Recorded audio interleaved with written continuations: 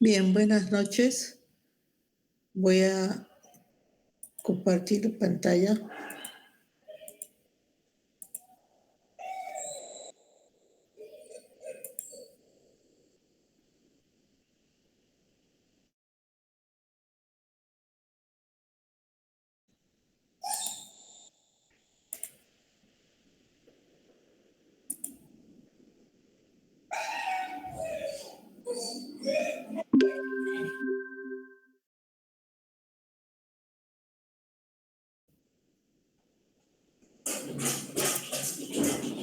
¿Logran ver mi pantalla, por favor? Sí, doctora. Ya, vamos a empezar entonces.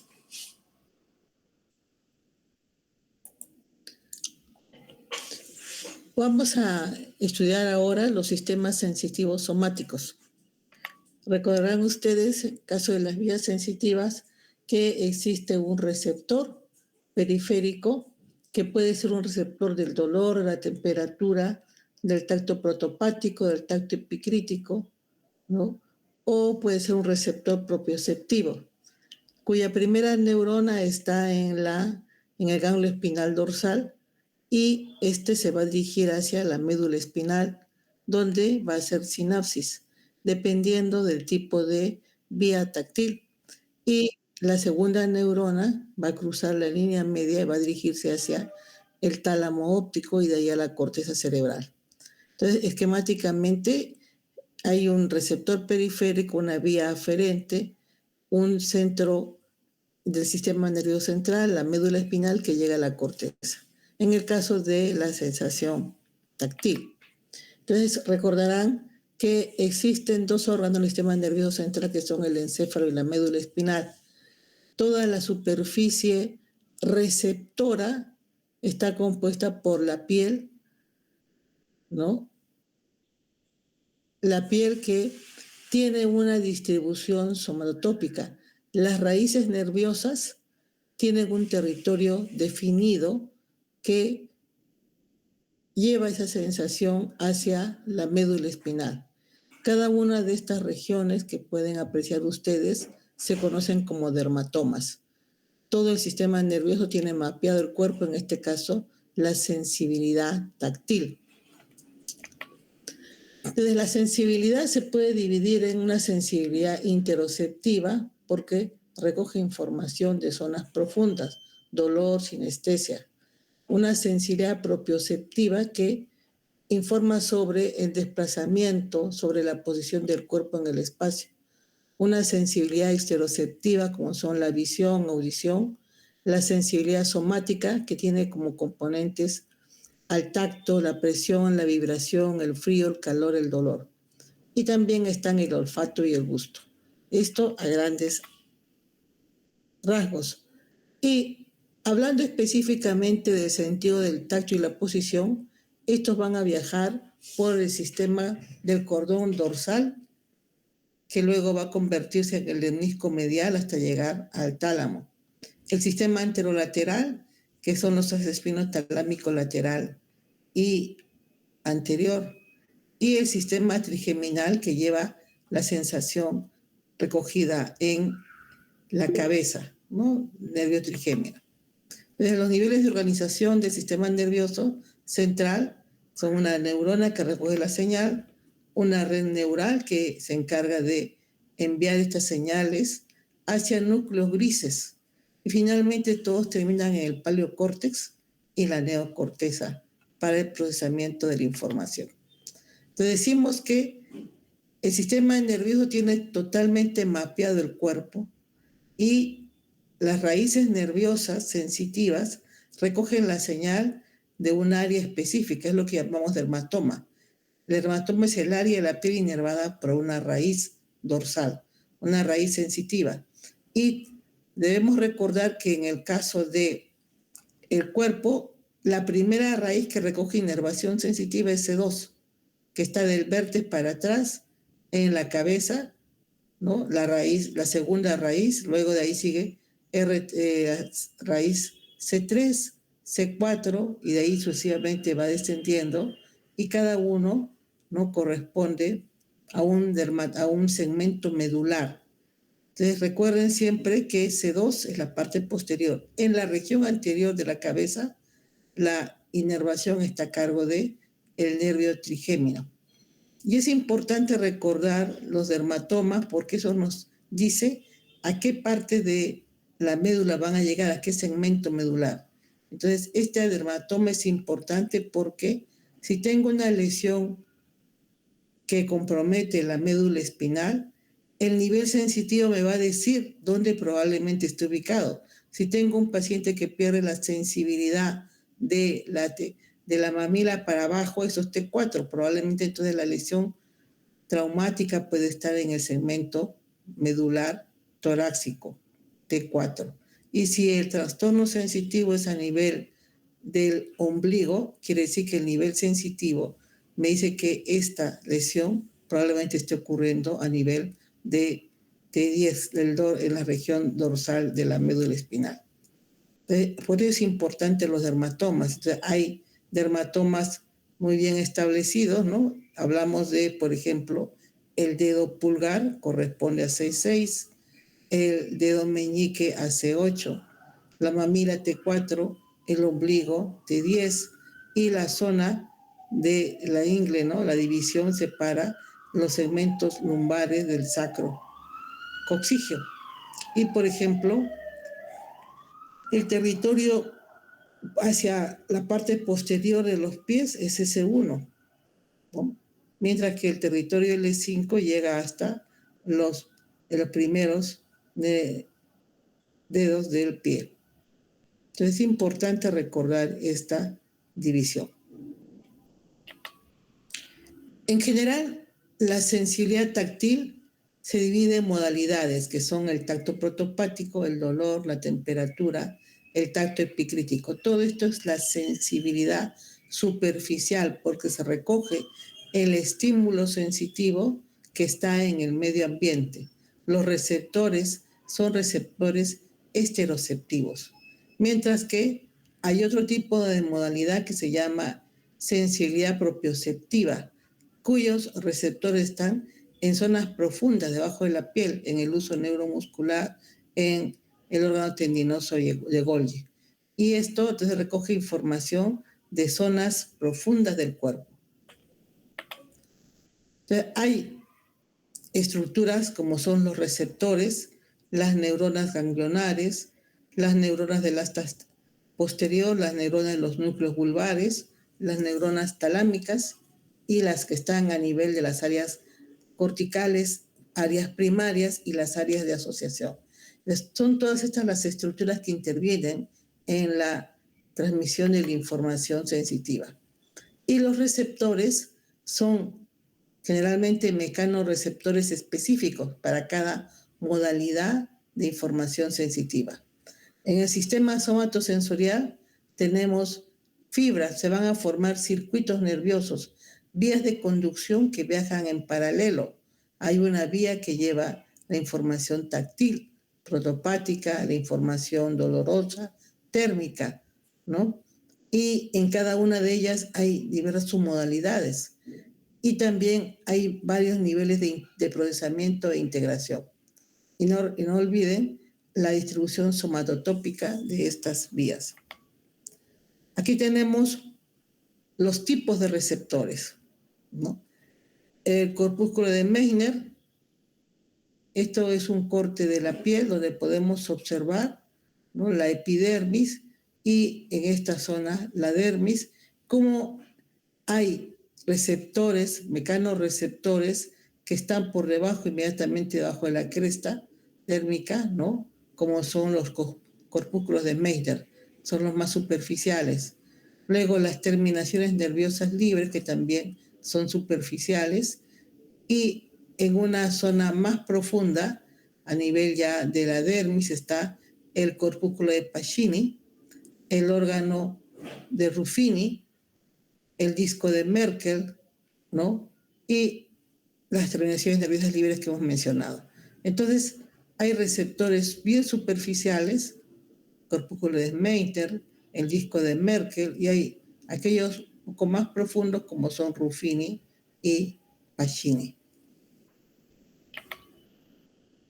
Los otros receptores llamados propioceptivos son el huso muscular, que está en medio del músculo, donde vemos que hay una cápsula que envuelve a una estructura, y tenemos aquí que esta está compuesta por fibras musculares intrafusales dentro de esta estructura fusiforme.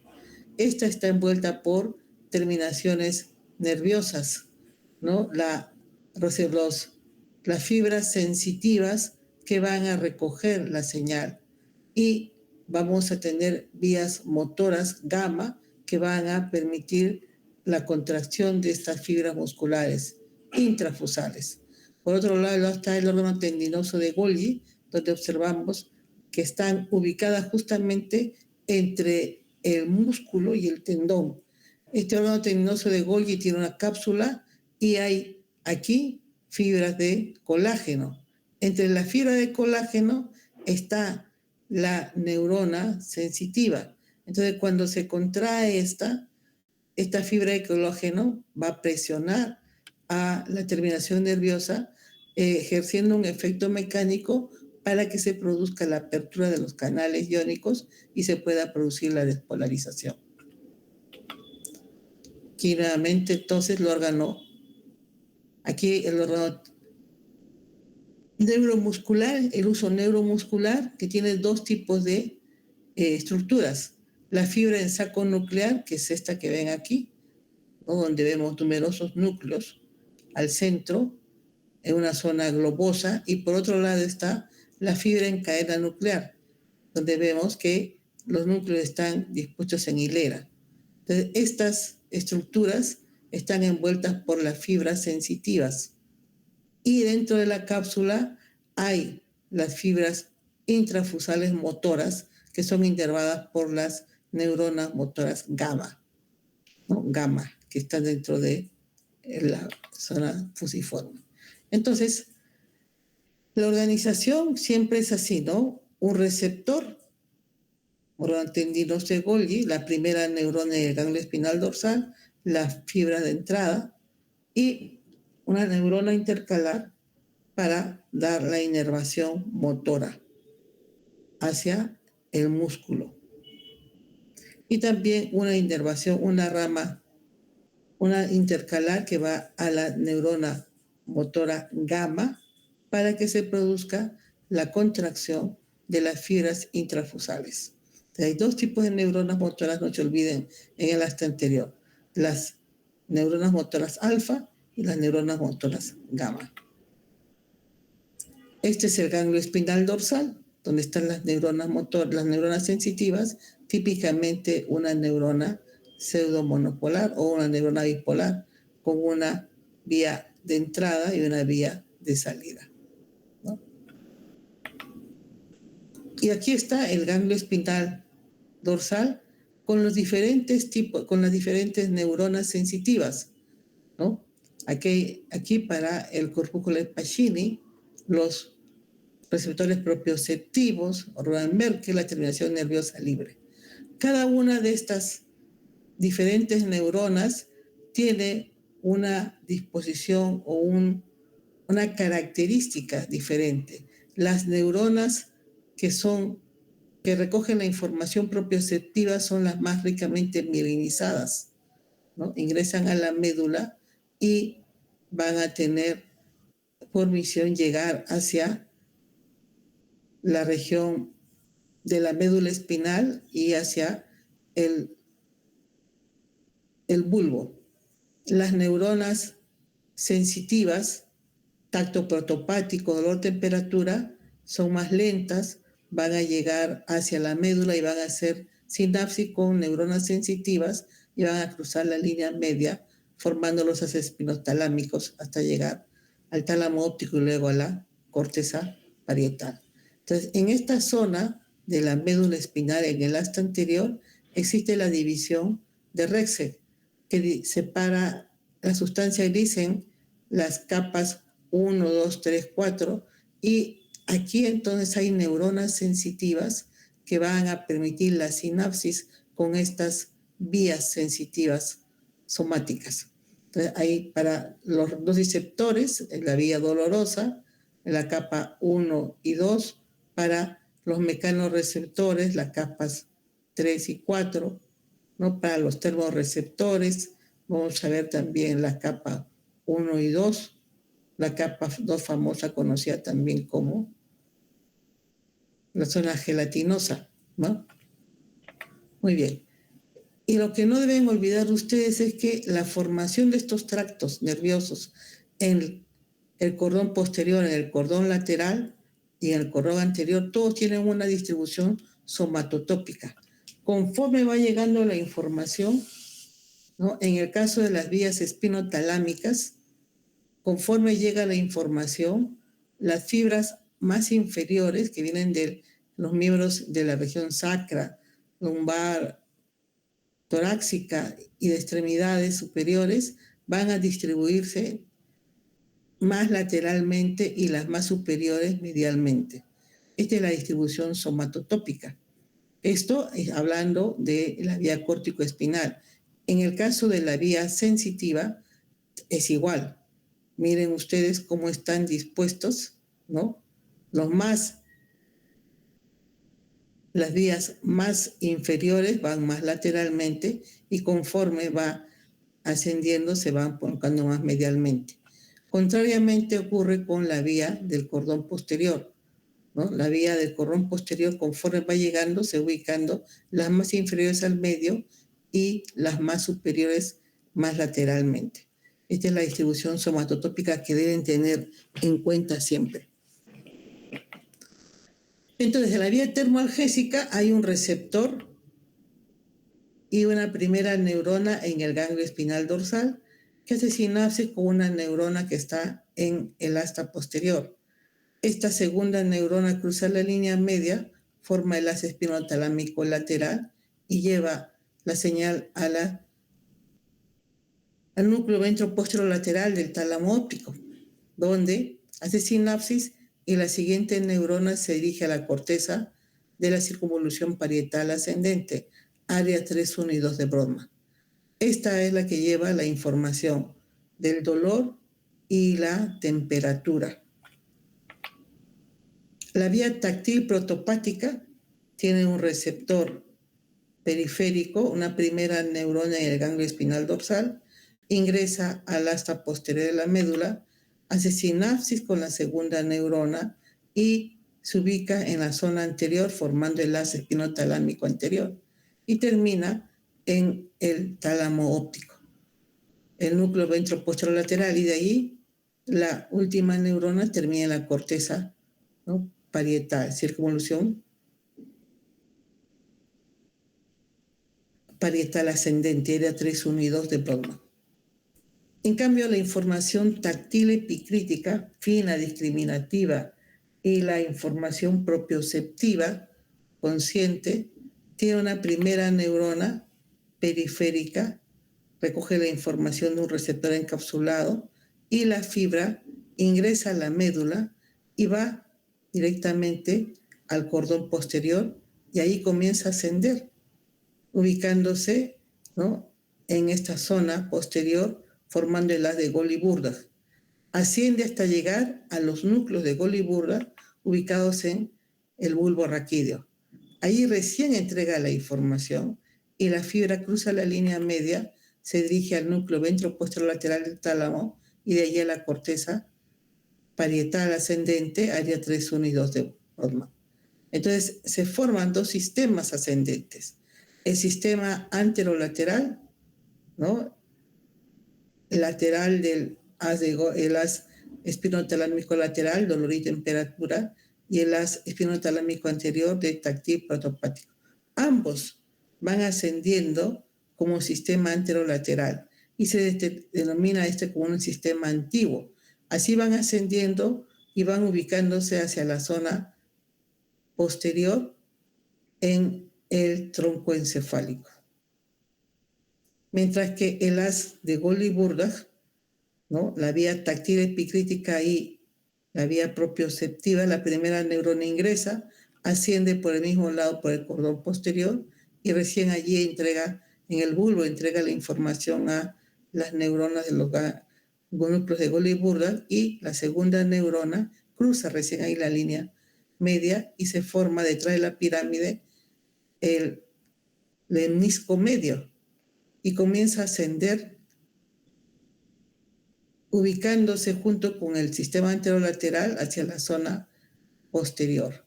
Y aquí en el mesencéfalo forma un haz compacto que se conoce como la escuadra sensitiva. Así van a llegar las vías espinotalámica lateral, anterior y el haz de Golgi, el lemnisco medio, al núcleo ventroposterior del tálamo y de ahí a la circunvolución parietal ascendente. Esta es la forma como van a llegar la información esteroceptiva, la información propioceptiva y táctil epicrítica.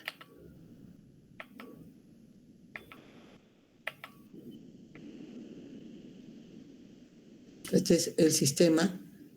A este se denomina el sistema lemniscal y a este el sistema extralemniscal. Mientras que la información sensitiva de la cabeza es recogida por el nervio trigémino. Este periféricamente tiene tres ramas, que son la rama oftálmica, la maxilar superior y la maxilar inferior. Entonces recuerden ustedes que la rama inferior es la que tiene también un componente motor para los músculos masticatorios. Pero la primera neurona de esta vía sensitiva está acá, en el ganglio de Gasser, ¿no? Recordarán ustedes, en la base del cráneo hay una fosita para el ganglio de Gasser. Y allí toda la información de estas tres ramas sensitivas llega hasta el puente, ingresa a nivel del puente una rama gruesa, ¿no? Mientras que la rama delgada es la rama motora. Una vez que ingresa al tronco, el nervio se separa en tres componentes, ¿no? Una vía es la que se ubica a nivel del bulbo, es el núcleo, como ven aquí, el núcleo espinal. Este núcleo espinal lo que va a hacer es procesar la información dolorosa, la información térmica y la táctil protopática. Todo esto. Mientras que la información táctil epicrítica va a ser procesada por un núcleo que está en la zona del puente, denominado el núcleo principal del trigémino. Y hacia el mesencéfalo tenemos lo que se conoce como el núcleo mesencefálico trigeminal o raíz mesencefálica. Este núcleo va a procesar la información propioceptiva proveniente de los músculos de la articulación de la cabeza. Entonces, mientras que periféricamente hay tres ramas del trigémino, oftálmica, maxilar superior e inferior, en el tronco encefálico hay tres divisiones, pero ya son divisiones cualitativas por el tipo de información que procesa. Finalmente, estas vías trigeminales se van a dirigir hacia el núcleo ventroposterolateral, a un segmento medial, y de allí van a ir a la corteza parietal ascendente, a la zona inferior, ¿no? Donde está la representación de la cabeza. Entonces, este es el tálamo óptico, este es el núcleo ventroposterolateral, ¿no? Y aquí entonces hay una zona para recibir toda la información sensitiva del cuerpo y hay una zona para recibir la información sensitiva de la cabeza. Y de acá se dirige a la circunvolución parietal ascendente. En el caso del procesamiento a nivel cortical, decimos entonces que la corteza de la circunvolución parietal ascendente, la corteza sensitiva primaria, en realidad tiene 4 segmentos, ¿no? 3A, decimos área 3, 1 y 2 de Brodmann, pero esta a su vez se subdivide en 3A, 3B, la 1 y la 2. Entonces, la mayoría de las fibras talámicas van hacia el área 3A y 3B. Y las neuronas de estas áreas envían todas sus fibras hacia las regiones 1 y 2.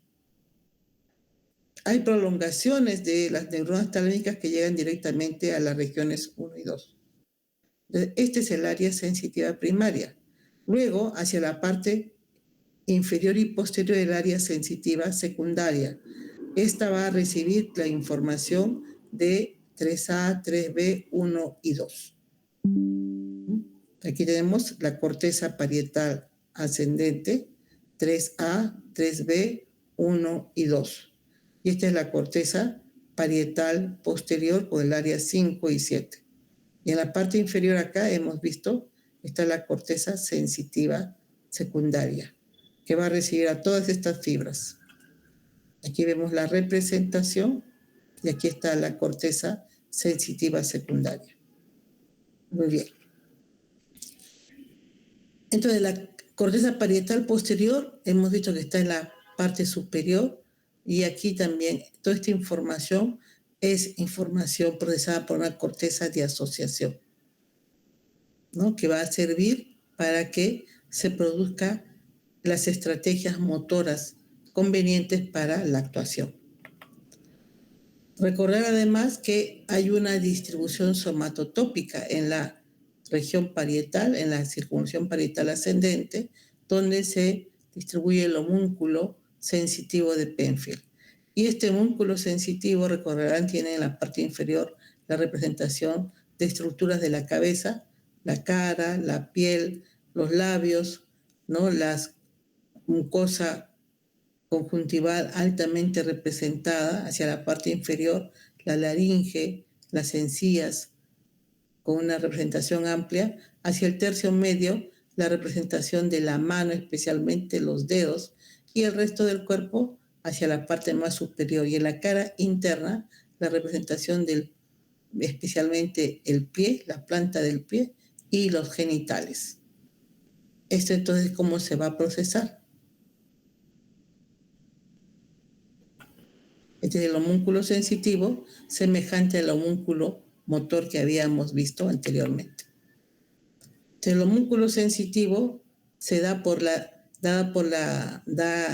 cantidad, la densidad de inervación sensorial que se da en los receptores de la piel. Entonces, el tamaño de la representación no es fijo, ¿no? Pueden producirse cambios importantes de acuerdo a la actividad del individuo. No todo depende de cómo se desempeña alguien, por ejemplo, que se dedica a una labor motora, por ejemplo, ¿no? Un deportista, un tenista o un futbolista, evidentemente tendrá mayor desarrollo de determinadas áreas sensitivas y motoras. Entonces, la corteza parietal posterior a 5 y 7 va a recibir información del área primaria del núcleo pulvinar talámico. Y estos van a ir hacia ambos lados a través del cuerpo calloso. Es una corteza de asociación en el cual en el área psico se integra información táctil de los mecanorreceptores de la piel y se integra con datos propioceptivos provenientes de músculos y articulaciones que están en el cuerpo. Mientras que el área 7 recibe información táctil propioceptiva y visual. O sea, hay una integración de la información sensitiva, somática, superficial y profunda con la información visual, lo que da una información estereognóstica y visual. Y la corteza parietal posterior envía proyecciones a las áreas motoras del lóbulo frontal, como ya habíamos visto ayer. Entonces, las vías sensitivas tienen un comportamiento diferente. Recuerden ustedes según qué estamos analizando. En el caso de las vías espinotalámicas, se recoge la señal, se entrega la posta en la médula, cruza la línea media y se ubica lateralmente. Va ascendiendo y la vía se va yendo más medialmente, de manera que hay una distribución somatotópica. Y en la cara igual, se recoge la vía y va ubicándose espacialmente. Entonces hay una primera neurona que recoge la información y a nivel de la médula la señal ya cruzó la línea media y la vía sensitiva está contralateral. Esto es lo característico. Mientras que por otro, esta es la característica, cruza la línea media en la médula y asciende. es el comportamiento de las vías espinotalámicas, mientras que la vía táctil epicrítica y la vía propioceptiva, ¿no?, consciente, recoge la señal periféricamente y conforme va llegando a la médula espinal, las fibras provenientes de la zona inferior van hacia la zona medial, luego la del tronco, la del miembro superior, la de la cara. Es una distribución somatotópica diferente hasta que llegan al núcleo de Golgi-Burdach, donde ahí se produce se reentrega la posta y recién se produce la decusación, y hasta llegar al núcleo ventroposterolateral del tálamo óptico, ¿no? Entonces, la médula espinal hay que recordar entonces que las vías espinotalámicas están llevando información del lado opuesto del cuerpo, mientras que las vías de Golgi-Burdach, ¿no?, están llevando información del mismo lado. Eso es importante para poder reconocer, ¿no?, las alteraciones sensitivas que se pueden dar en el bulbo y en la médula espinal. Entonces, esta es la característica que deben reconocer, ¿no?, la diferencia entre ambas vías y los trastornos que se pueden dar, ¿no?, como por ejemplo el compromiso de los cordones posteriores, que evidentemente limita el desplazamiento porque no hay información propioceptiva, como están viendo en este video. Periféricamente hay una distribución radicular que ya han señalado por los dermatomas, pero también hay una organización troncular, ¿no?, en el cual los nervios periféricos tienen un territorio establecido, como son el nervio mediano, el nervio cubital. Entonces, los dermatomas siguen la distribución de cómo se forma el cuerpo, cómo la médula espinal se organiza en segmentos, ¿no?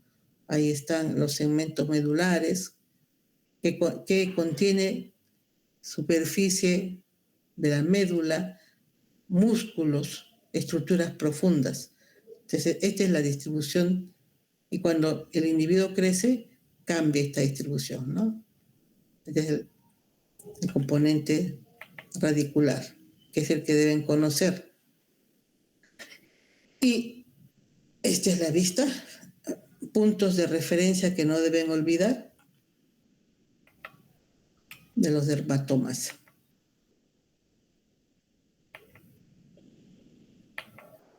Y luego está la inervación troncular.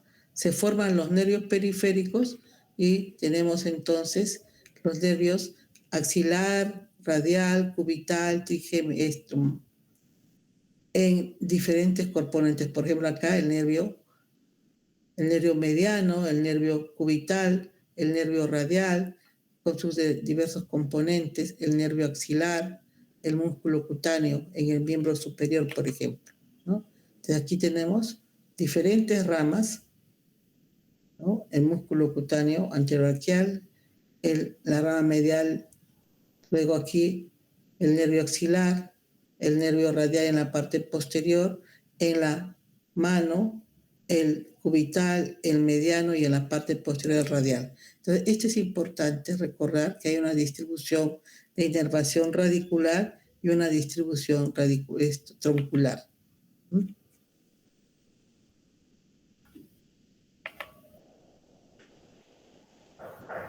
Esto hay que tener en cuenta. Entonces, cuando se examina la sensibilidad, hay que ir yendo desde el punto de vista del dermatoma y del tronco. Estas son las diversas zonas.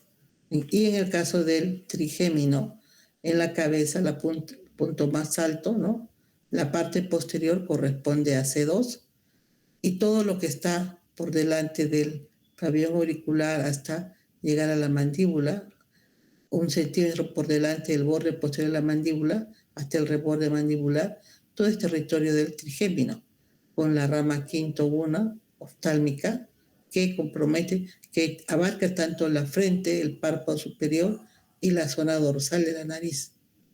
Y luego el quinto-2, maxilar superior, y el maxilar inferior. Y recuerden que la división del lado derecho e izquierdo no es en la línea media precisa, sino se superpone un territorio al otro. Entonces, cuando ustedes examinan, ¿no? Si alguien dice, por ejemplo, que tiene falta de sensibilidad, ustedes investigan si es el lado derecho o el lado izquierdo. Entonces, si alguien les dice que justo en la línea media no siente, duden ustedes de ese tipo de información, porque generalmente el trastorno va un poquito más allá de la línea media, si es que existe alteración sensitiva, ¿no? Aquí los diferentes nervios que deben ustedes considerar. Muy bien. Entonces, la aplicación de los dermatomas es que si ustedes tienen una lesión traumática a nivel de la columna vertebral, hay un segmento medular que va a estar alterado, lesionado. Entonces, recuerden que las vías sensitivas tienen cordones ascendentes. Entonces, si yo tengo una lesión en la parte inferior, ¿no? A nivel de la región última de la médula espinal, la región sacra, voy a tener un compromiso de las vías sensitivas que se interrumpe acá, ya no hay información. Entonces el nivel sensitivo va a ser inferior. En cambio, si yo tengo una lesión medular, ¿no? Que me dice que no siente, por ejemplo, a nivel del ombligo, quiere decir que la lesión puede estar a nivel del segmento medular 10, porque se interrumpe. Si es por debajo de la mamila, T4, T5, esto probablemente sea un compromiso a nivel alto y puede dar, además del trastorno sensitivo, el trastorno motor, ¿no? Conforme va ascendiendo, entonces, esto puede llegar a comprometer inclusive, ¿no? En el caso motor, la vía respiratoria. Entonces, una lesión medular puede ser pequeña o puede ser toda la médula, ¿no? Y según eso me va a dar trastorno sensitivo, nivel sensitivo y también trastorno motor. En el caso del examen de la sensibilidad, hay que determinar lo siguiente. En general, en toda información sensorial, hay que determinar si se detecta el estímulo. Luego, si es capaz de localizar el estímulo, si es capaz de discriminar los diferentes tipos de estímulos táctiles, si es capaz de graduar la intensidad del estímulo y finalmente si puede reconocer el estímulo. Esos son los 5 aspectos que hay que considerar en la formación sensitiva. Entonces, lo que vamos a hacer en el proceso de la información, en la percepción táctil, la información áptica, ¿no? Las áreas de examen van a ser detección de estímulos táctiles y sinestésicos, la localización de los estímulos táctiles, la discriminación de los contactos múltiples, la discriminación de pesos, formas, tamaños de las cosas y el reconocimiento de figuras gráficas y de objetos. Entonces, en el primer nivel, observar si usa ambas manos, si responde entonces a los estímulos. En el segundo nivel, comprobar si detecta estímulos táctiles y dolorosos en la cara, manos y pies. Si localiza los estímulos táctiles en ambas manos, ¿no? Siempre se hace un lado del cuerpo y el otro, ¿no? Se va comparativamente examinando. Y ver si detecta los movimientos pasivos del dedo índice de ambas manos.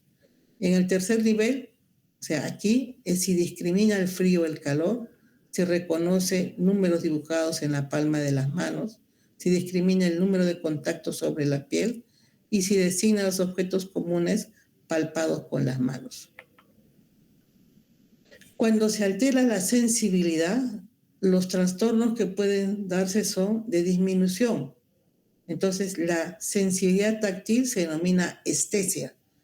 Puede haber hipoestesia, disminución, puede haber ausencia de la sensibilidad, anestesia, y puede haber disestesia, una alteración, una perversión de la sensibilidad. Puede haber aumento, hiperestesia, un estímulo simple, ¿no? Como el toque se siente demasiado intenso. Y la disestesia es que aparece un trastorno de alteración de perversión.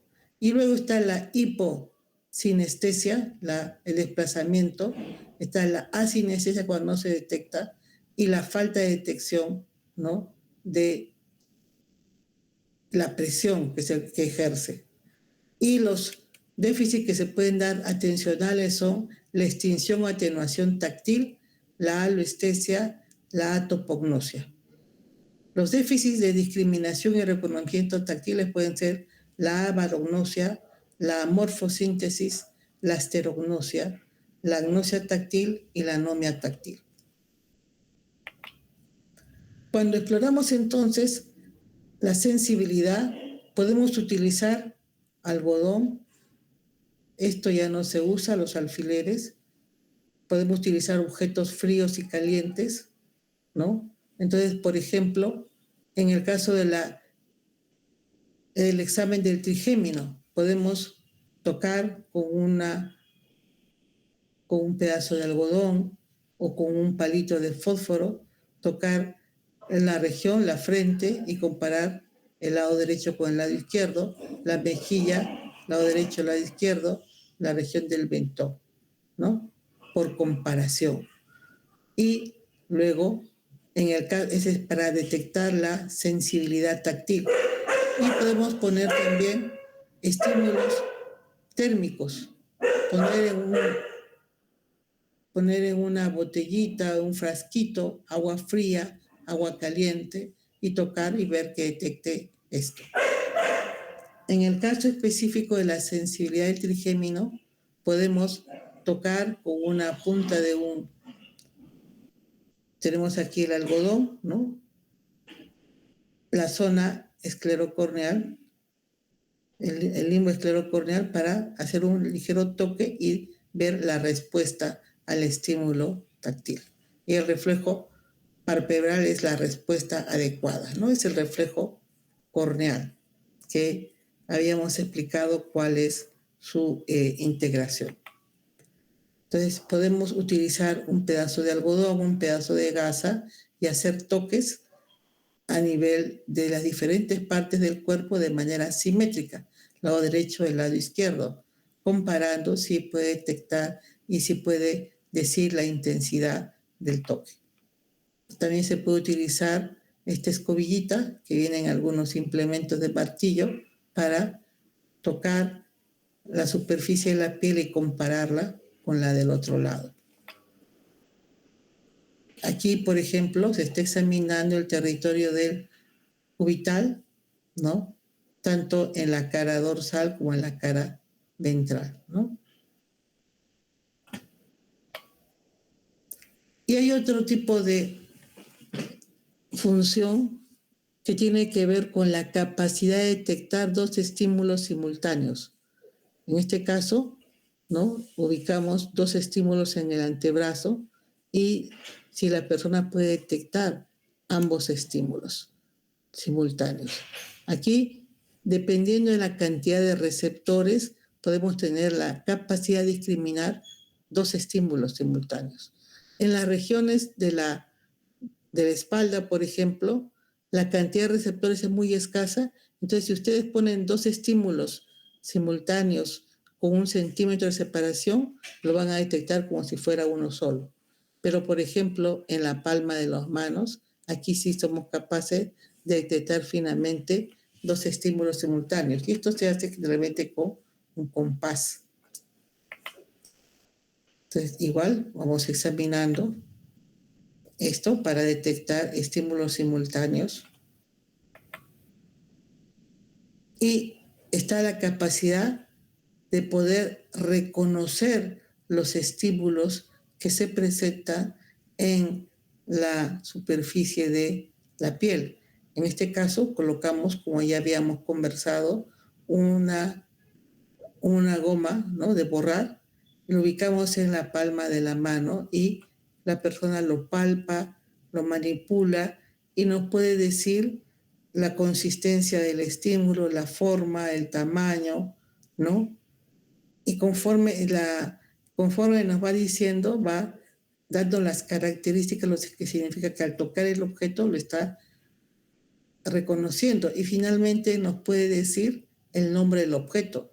Y si no tiene la facilidad de decir el nombre, nos puede decir, ¿no?, para qué sirve. O si no, comparando con otro objeto similar, ¿no?, decirnos cuál de ellos es. Aquí se elimina siempre la vía visual y se comienza a presentar diversos tipos de objetos.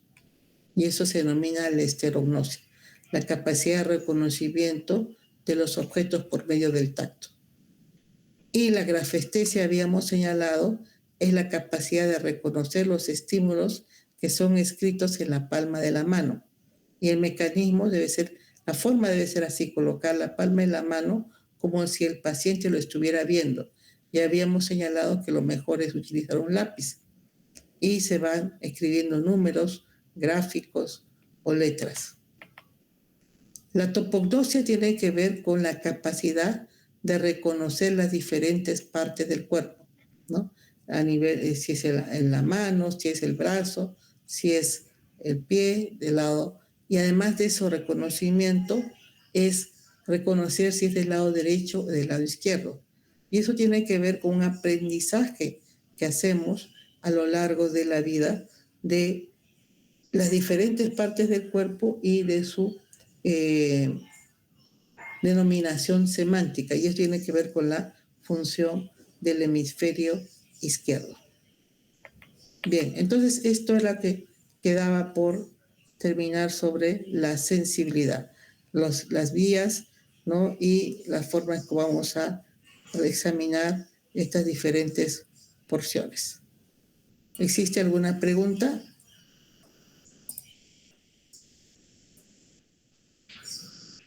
Bien.